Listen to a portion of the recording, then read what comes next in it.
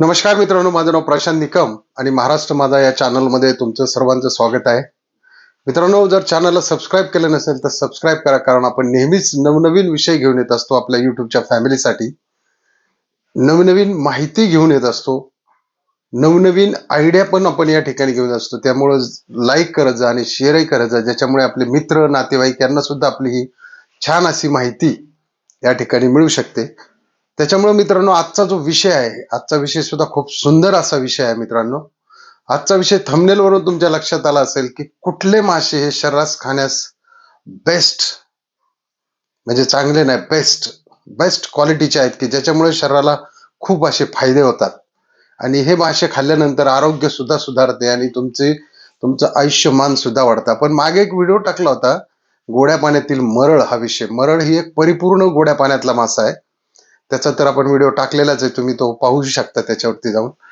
तर त्याच पद्धतीने आजचा हा जो विषय आहे तो, कुठले मासे, आता सध्या हिवाळा चालू आहे आणि त्यातल्या त्यात आज रविवार सुद्धा आहे, तर माणसाने एक्झॅक्ट कुठले मासे खावे आणि कुठले खाऊ नये. आता सध्या गोड्या पाण्यात जर म्हटलं तुम्ही, तर सध्या महाराष्ट्रामध्ये जास्तीत जास्त हा चिलापी मासा या ठिकाणी सापडतो, कारण तो इतरही माशांना खातो आणि त्याची चव थोडीशी चांगली असल्यामुळे, रांगडी चव असल्यामुळे त्याला शहरी भागात म्हणा किंवा थोडंसं ग्रामीण भागात तर जास्तच त्याला मार्केट आहे. म्हणजे उजनीचं जे धरण आहे त्या ठिकाणीचा तो जो मासा आहे त्याची चव खूप वेगळी आहे. इकडे बाकी बॅकवॉटरला किंवा कॅनलला जे मासे येतात त्या माशांना घाण वास येतो त्या चिलापीचा, तर ते एक तुम्ही ओळखू शकता. आता आपण जो तुम्हाला सांगितलं की आरोग्याला कुठला बेस्ट मासा आहे, तर बेस्ट मासा आहे, पाहूया आपण तो कुठला आहे. आणि त्याला विशेष महाराष्ट्र सरकारने एक दर्जा देण्याचं सुद्धा ठरवलंय. तर चला आपण पाहूया की तो कुठला मासा आहे. मित्रांनो, हा आहे सिल्वर पॉपलेट फिश. याला महाराष्ट्र सरकारने, मी म्हटलं ना, आता एक विशेष दर्जा देण्याचं ठरवलंय, कारण याच्यामध्ये मुबलक प्रमाणात ओमेगा 3 फॅटी ऍसिड सापडतं. त्यानंतर त्यानंतर त्याच्यामध्ये मॅग्नेशियम, फॉस्फरस, झिंक अशा बऱ्याच क्वालिटीचे मिनरल्स या माशामध्ये आढळून येतात. त्यामुळे या माशाला खूप विशेष पसंती दिलेली आहे. त्यामुळे हा मासा खाण्यासाठी एक नंबर आहे. तसं तर तुम्ही पाहिलं की ओमेगा 3 जे आहे ते सॅलेमन मासा, मॅक्रेल मासा, सॅरडिन मासा, कॉड मासा या माशांमध्ये भरपूर प्रमाणात आहे. पण ते मासे आपल्याला खायला उपलब्ध होत नाहीत. परंतु हा पापलेट आपल्याला सहजी उपलब्ध होतो. त्याच्यामुळे सध्या या पापलेटला खूप चांगली मागणी आहे याच्यामध्ये. त्याच्यानंतर पाहूया आपण दुसरा मासा कुठला आहे. मित्रांनो, हा आहे बोंबील. बोंबील हा डायबिटीससाठी सर्वात चांगला मासा मानला जातो. हा ओला बोंबील आहे. तुम्ही ड्राय बोंबील खाल्ला तरी चालू शकतो. ओल्या बोंबलामध्ये काय आहे की कार्बोहायड्रेट आहे ते याच्यामध्ये जास्त नसतात. त्याच्यामुळे हा मासा खूप उपयुक्त मानला जातो. आणि हा मासा वर्षभर सुद्धा वाळून तुम्ही वर्षभर ठेवून खाऊ शकता. त्याच्यामुळे बोंबील सुद्धा चांगल्या प्रतीचा मासा हिवाळ्यामध्ये तब्येतीला चांगला मानला जातो. आता हा आहे बांगडा. या बांगड्याविषयी तर बोलूच आपण. हे आहे मित्रांनो कोळंबी. याच्याविषयी आपण माहिती पाहणार आहोत. आणि हे जे आहे मित्रांनो, या ठिकाणी सुद्धा जे फार्मिंग केलं जातं, याच्यामध्ये कोळंबीचं फार्मिंग केलं जातं. तर हा सुद्धा विषय खूप मोठा होणार आहे. आपण याची सुद्धा खूप चांगल्या पद्धतीने या ठिकाणी चर्चा करूया. हे अशा पद्धतीने टाक्यांमध्ये त्याचं फार्मिंग केलं जातं, तळ्यांमध्ये केलं जातं किंवा छोट्या छोट्या पॉन्ड्स मध्ये केलं जातं. तर पाहूया आपण हे कशा पद्धतीने असतं आणि याच्या चवीमध्ये काय फरक असतो किंवा कशा पद्धतीने हे मासे असतात. तर मित्रांनो, आता तुम्ही जे मासे पाहिले, म्हणजे आपण बोंबलाचा विषय घेतला किंवा त्याच्यानंतर कोळंबीचा विषय घेतला.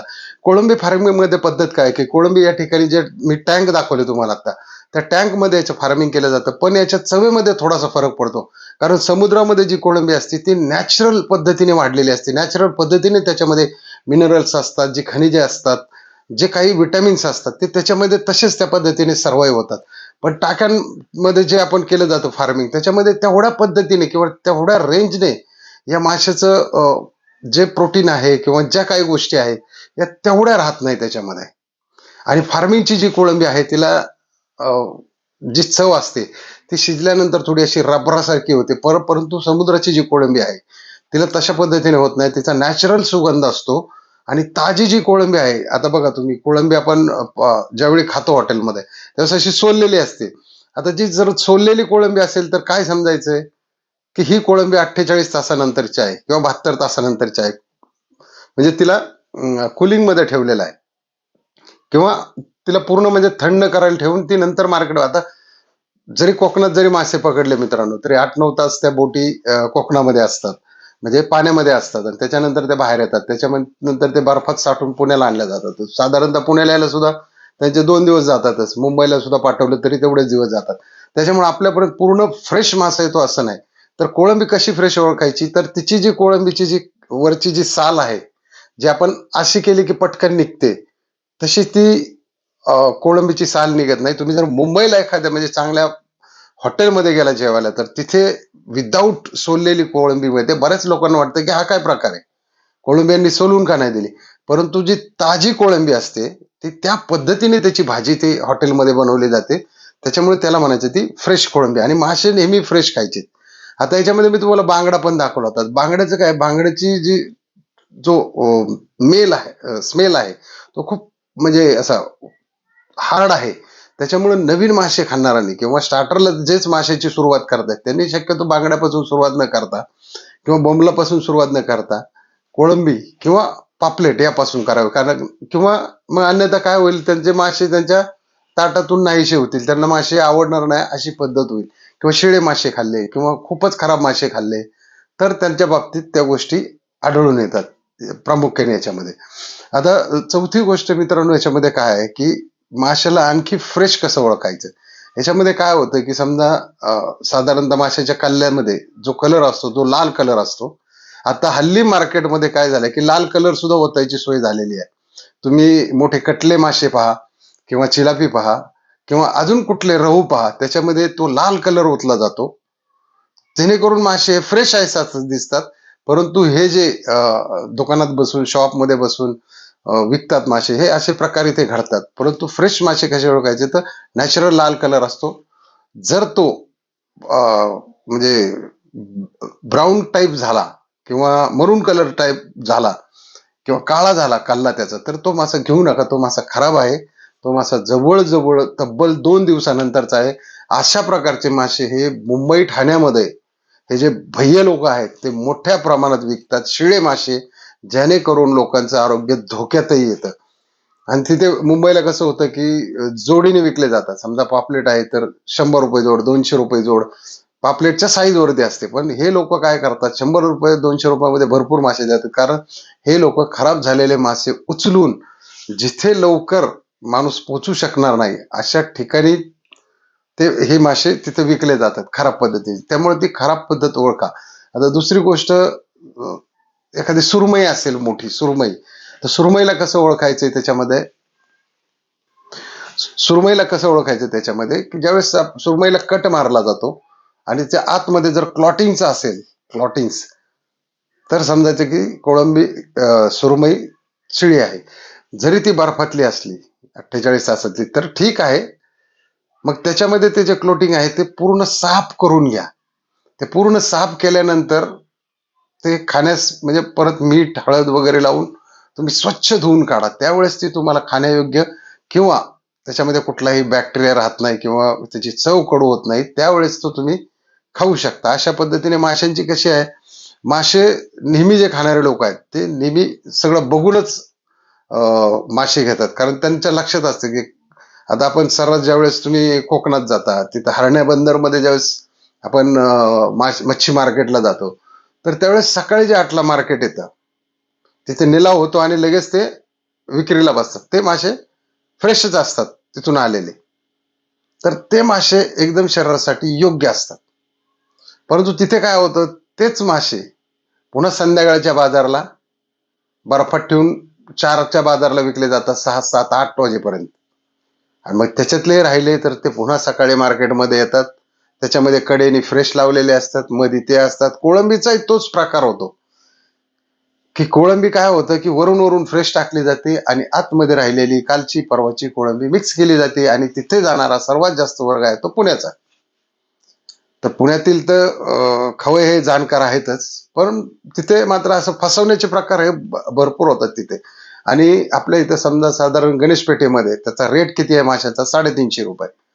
तर तिथं मात्र ते 800, 900, 1000 रुपये किलोने आपल्याला ते मासे विकतात. तर आणि साधारण तुम्हाला सांगतो ॲव्हरेज जर तुम्ही तिथे गेलात तर जी ह्या टाईपची कोळंबी आहे, पांढरी कोळंबी या टाईपची, त्या कोळंबी 1 किलोमध्ये 50 बसतात. हे कायम लक्षात ठेवायचं. याच्यावरून तुम्ही कॅल्क्युलेशन करू शकता. त्यांनी अशा उपड्या ताट्या ठेवलेल्या असतात, त्याच्यावरती असं ठेवलं जातं. हे 5, 6, 7 अशा टोपऱ्या ठेवल्या जातात. सगळ्या मिळून देऊ 2,000ला, देऊ 3,000ला असं करतात ते. तर त्याला त्यांच्या फसवेगिरीला बळी न पडता आपलं एक जो युट्यूबची फॅमिली आहे त्यांनी मासे कसे ओळखायचे, 1 किलोमध्ये 50 बसतात कोळंबी. पापलेटचा तर काय रेट आपल्याला समजतो. आता दुसरी गोष्ट आपण जे म्हणजे कुठले मासे चांगले किंवा कुठले काय हे आपलं चाललेला विषय, मेन विषय तो मुद्दा तोच आहे. तर समुद्रातील जे नॅचरली जे मासे आपण फ्रेश खातो त्या ठिकाणी जाऊन कोकणात, जिथे फक्त मासेमारी केली जातात. आता गोव्याला सुद्धा फ्रेश मासे भेटत नाही. तुम्ही अलिबागला गेलात तिथे सुद्धा मासेमारी होत नाही, त्याच्यामुळे तिथे सुद्धा तुम्हाला फ्रेश मासा हा खायला मिळणार नाही. तुम्ही कोकणात गेल्यानंतरच तुम्हाला हरण्याच्या तिथे ते लोक बनवूनही देतात किंवा बरेच हॉटेल्सवाले आहेत ते बनवून देतात. तिथे सुद्धा हॉटेल्सवाले काय करतात की तुमची कोळंबी ढापायचं काम करतात.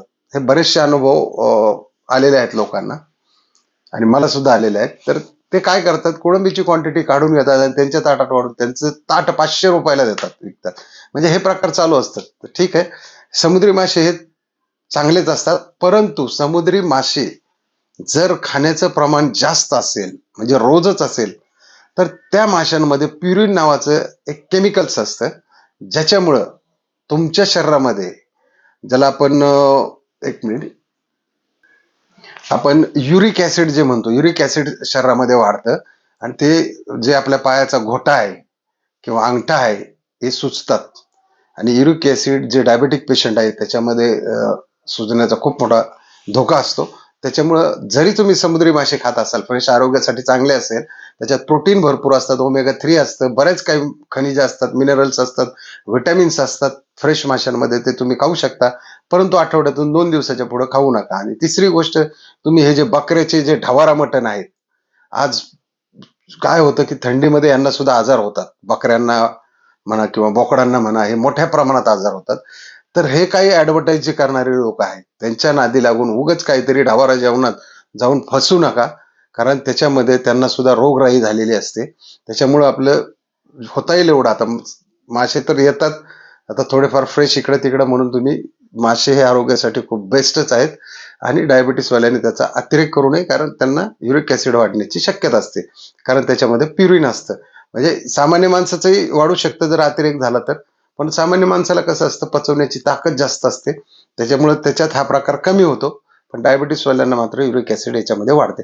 तर मित्रांनो, व्हिडिओ न लांबवता याच्यावर आपण दुसरा एखादा आणखी व्हिडिओ बनवू. व्हिडिओ कसा वाटला नक्की कमेंटमध्ये सांगा. आणि जर चॅनलला सबस्क्राईब केलं नसेल तर सबस्क्राईब करा, लाईक करत जा आणि शेअर करत जा, कारण ही नवीन नवीन माहिती आपण आपल्या युट्यूबच्या फॅमिलीसाठी आणत असतो आणि त्यांना नेहमी सतर्क आणि सावधान राहण्यास मदत करत असतो. त्यामुळे पुन्हा एकदा विनंती आहे की चॅनलला सबस्क्राईब करा, लाईक करा आणि शेअर करा. जय हिंद, जय महाराष्ट्र.